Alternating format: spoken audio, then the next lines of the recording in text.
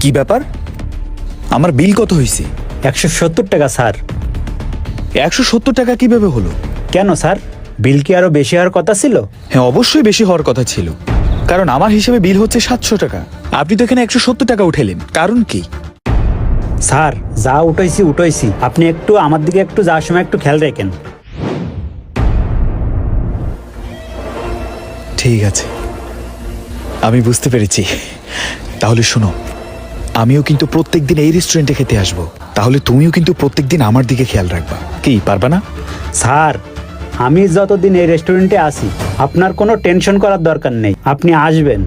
এই যে দেখিছেন না স্যার, আপনার বিল হয়েছে কিন্তু 700 টাকা, আমি কমায়ে 170 টাকা রাখিছি। যাওয়ার সময় কিছু টাকা আমারে দিয়ে যায়েন। বাহ, তুমি তো দেখি ইন্টেলিজেন্ট একটা ওয়েটার, আমার পছন্দ হয়েছে।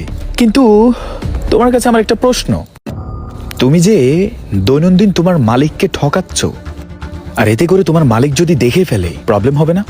আরে দূর, প্রবলেম হলেও কি আর না হলেও কি। স্যার, আমার বেতন কত ধরেছে জানেন? মাত্র 2500 টাকা। এই 2500 টাকায় কি আমার সংসার চলে? না, তুমি ঠিকই বলেছ, 2500 টাকায় তো এই যুগে সংসার চলে না, অনেক কষ্ট হয়ে যায়। তবে তোমার জন্য একটা অফার আছে, আমার কোম্পানিতে চাকরি করবা? মানে আমার একটা রেস্টুরেন্ট আছে, সেটার জন্য একটা ওয়েটার প্রয়োজন আর কি, সেটার জন্য।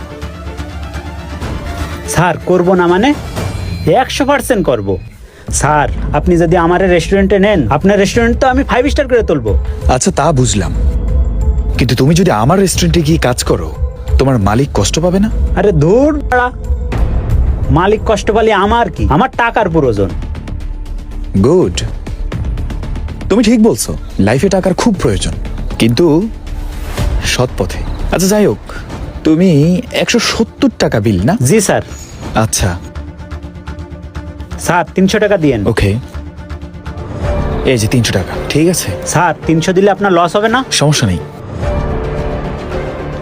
স্যার, তালি আপনি আবার আসবেন, আর যখন মন চায় তখনই বলবেন, আমি বেরোয় যাব। ঠিক আছে, ঠিক আছে, best of luck. G sir. যাক, ধান্দাটা তো ভালোই হলো। হাই হাই, ম্যানেজার তো ঠিকই বলেছে, এ তো আমাকে সত্যি সত্যি পথের ভিখারি বানিয়ে ফেলবে। ওর জন্যই আমার লস প্রজেক্ট যাচ্ছে। আমি কাকে রাখলাম রেস্টুরেন্টে?